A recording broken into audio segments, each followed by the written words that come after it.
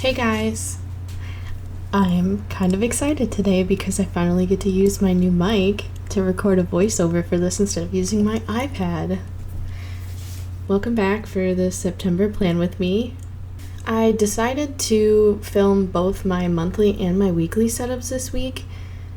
I really liked how my month turned out, and I decided to go with a different weekly layout than what I was doing before. I previously had been using a productivity layout that had 6 separate boxes per day, and I decided I wanted to go back to a version of modified time blocking.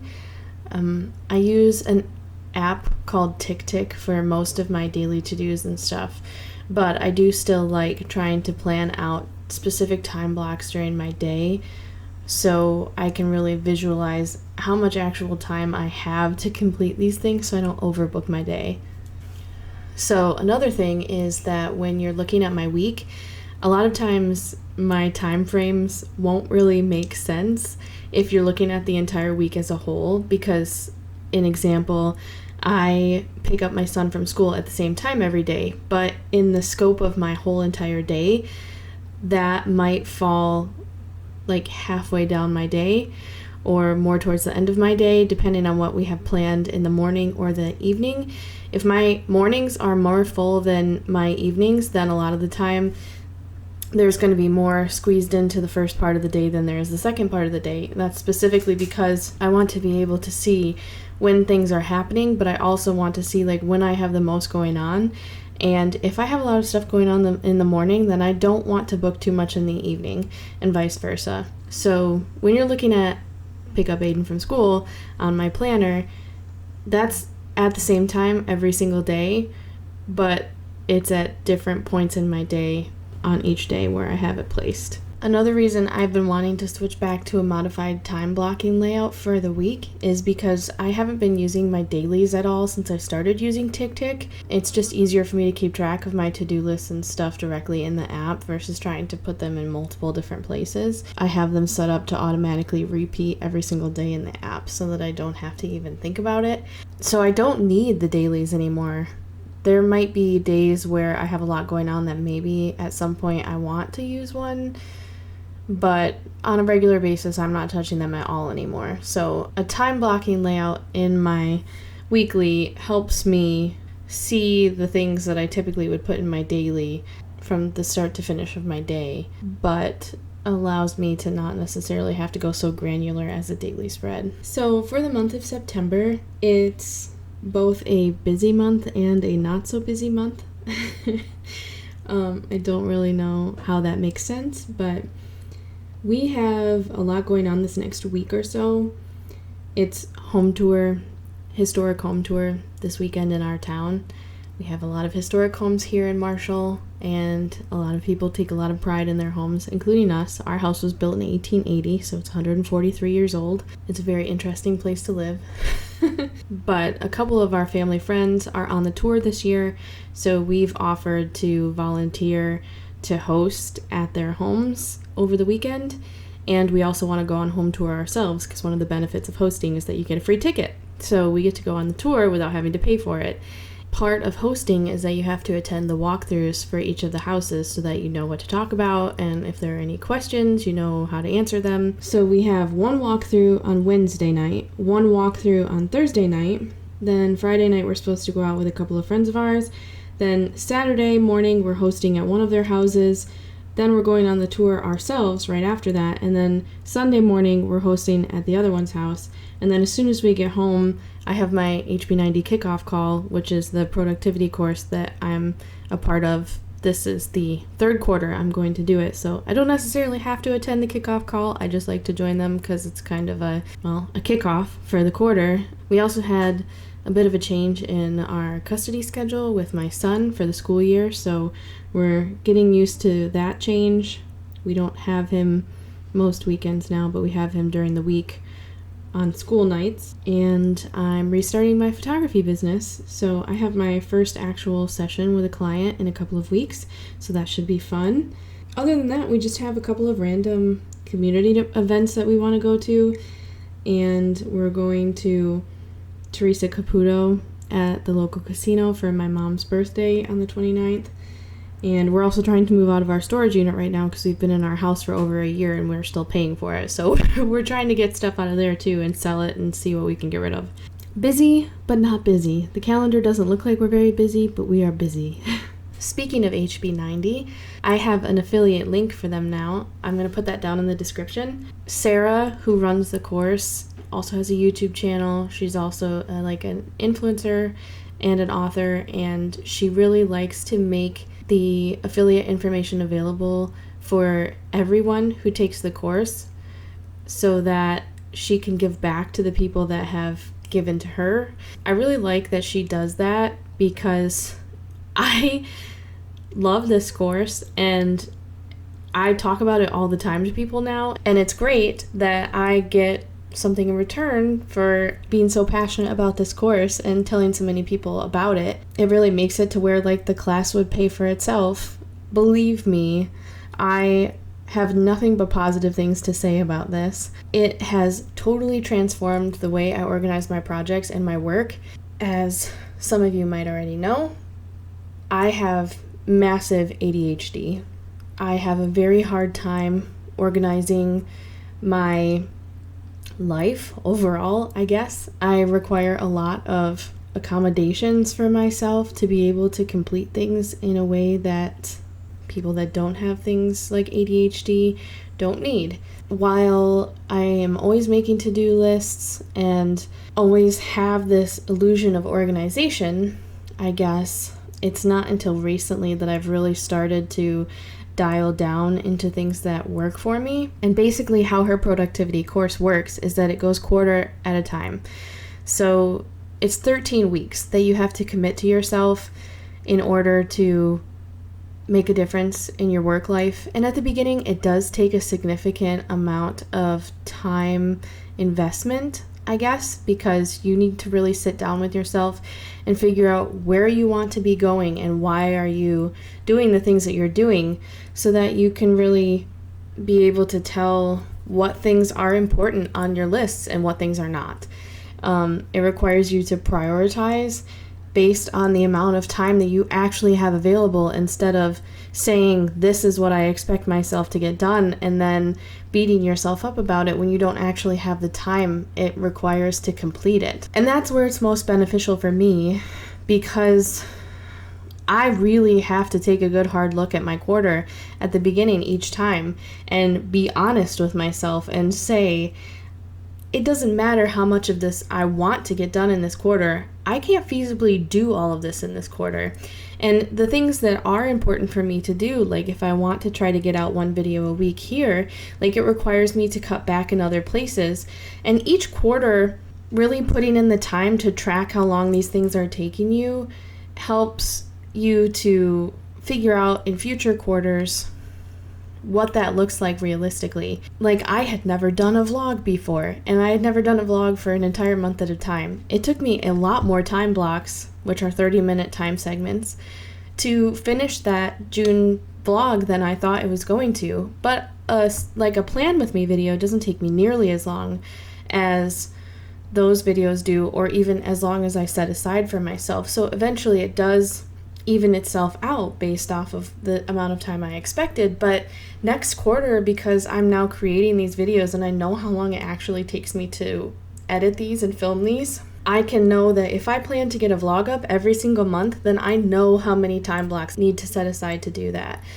And the same thing with the plan with me. It's like I can really nail down the amount of time that it takes me to get those things done, so I can have an accurate estimate of what I'm able to get done in that quarter. It allows you to look at yourself in a way where you either have to figure out what's important to you, or you have to figure out how much you are able to get done. Because I way overbooked myself the first quarter I did this. And then the next quarter, which is this current quarter, I gave myself a lot more buffer time. I gave myself a lot of downtime. I didn't book my days so full. I tried to make it to where I started later in the day, so if I didn't get up quite as early as I really wanted to, because I I have things I want to happen, and a lot of times that does not actually end up happening. So my 6 a.m. wake up time, when we don't actually have to be up until 8 a.m., doesn't often end up actually happening as much as I would like it to. So I started my workday later. I gave myself less task blocks during the day. I also gave myself more time off during the week. I gave myself more holidays. I gave myself extra time during the day that I didn't necessarily think I'd need on days where I had stuff planned, and it still wasn't enough. So next quarter, I either need to sit down with myself and be like, look, are you meeting the bare minimum of what you need to get done, or do you need to make sacrifices as far as, like, maybe we don't need to be as active in the community as we want to be right now because I have priorities that I need to get done for work if I want to get my YouTube channel off the ground, or if I want to restart my photography business and actually be successful. If it's not the bare minimum and I'm still giving myself too much work to realistically get done in one quarter, then I need to cut things back. I need to be less ambitious with myself because I know I can't realistically get that amount of stuff done. It has been very eye-opening to take this course, and I highly recommend it to anybody that is struggling right now with figuring out how to start something they want to start, I guess. If you have a side hustle that you want to get started, but you've got a full-time job and you need to really sit down and figure out how many hours you can give to that per week, or if you want to work from home full-time and run your own business and you just kind of don't know where to start, or you need help managing it all, it's a great tool to use. And it's not that expensive. It's $199. If you can't afford the $199 right away, I did the 6-month payment plan because I wanted to do this for myself and I knew it would help me, but I couldn't justify spending $199 on myself on a whim in 1 month. But at some point, it'll pay for itself. If I can book just a couple of photo sessions, stay on top of them, not get behind, and not have to be stressed out about my work day versus my family time, and it allows me to have that work-life balance, then it's already paid for itself. Anyway, so that link is going to be down in the description. Okay, I talked about that for way longer than I expected to. I also kind of want to talk about Goodnotes 6 and the new iPad software. iPadOS 17 is still in beta, so it's not actually available for the regular download yet. I'm not quite sure when it will be. I think it's supposed to come mid-September, early October. But I updated to the new beta version. It finally became available on my iPad, and that fixed the fonts issue that I was having last time. But they just announced not that long ago that Goodnotes was upgrading to 6. So version 6. That kind of fell out of nowhere. I had no idea that they were creating a new version of the software. That would explain why it was so glitchy. But I mean, it had been glitchy for quite a while before they upgraded it. So I'm a little nervous because it required us to pay for it again. Not a lot. I think it was like $10 per year or something like that. So it's not a crazy amount of money. But still, like, I was hesitant to spend another $10 a year on a software knowing how glitchy it was before. So I'm really hoping that they work out a lot of the kinks that they had. I had some issues with some of their features that I ended up having to turn off, and I haven't tried to use them again yet. So I'm going to wait a little bit to see if some of those work themselves out and then give them another shot, I think, because a lot of the new features I really liked the thought of, and I was kind of bummed to see that they didn't quite work as well for me as I thought they were going to. Here are some of the features that I'm excited about in the new update. They have spell check for handwriting. So people are saying that if you use the spell check with your handwriting, that it will rewrite it in your handwriting. It's not that good. It will rewrite it in a handwriting font, but you can use spell check on your own handwritten text now, which was not available before. Another new feature is scribble to erase. I really liked this. I was excited about this. I ended up having to turn it off because the handwriting was really glitchy sometimes. Apparently my handwriting is a little too messy for Goodnotes. So when I was trying to write things, because I typically do like print cursive basically, where I don't always put breaks in between each of my letters, and a lot of the time the line would break or like it would completely disappear what I had been writing because it was thinking that I wanted to scribble to erase. And then also, like, when I actually was scribbling to erase some stuff, it wasn't deleting it. It was just leaving my massive scribble line. Even though I went, like, over the top scribbling, it still wasn't working correctly. So I ended up just turning it off for now. Another thing that's kind of cool is you can now use the pencil to circle, select, and move things. It's kind of difficult to use because if you don't hit it in exactly the right place, it tends to not want to actually make the lasso. But if you circle something with the pencil or the pen tool, and you tap on that circle, it'll turn into a lasso and you can move it around. I like it when they make it where you don't have to switch between tools as often, because it's kind of cumbersome sometimes to remember to go up and click the individual tools. But I did have to turn off some of the features that were similar to that. They now have a way for you to turn off the auto select images and text so that it's not constantly selecting images you're trying to handwrite on, which is kind of a pain when you have all these digital stickers. And I also have a couple of like photo inserts in some of my pages where I've just basically exported a page of another planner, like my HB90 planner. I've just exported it as an image and then copied and pasted it into one of the hyperlinked pages in my planner.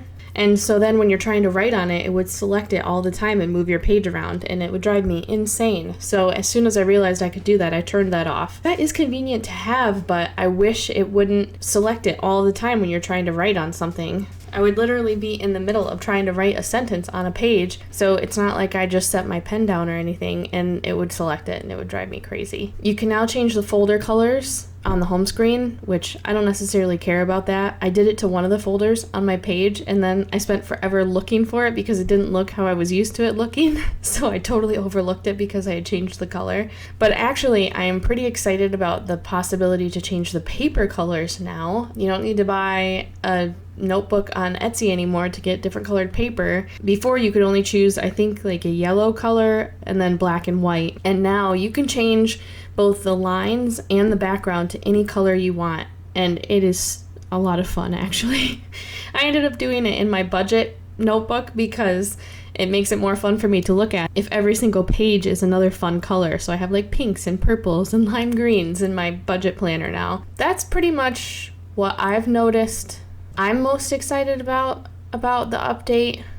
I'm still hoping that they release a few features.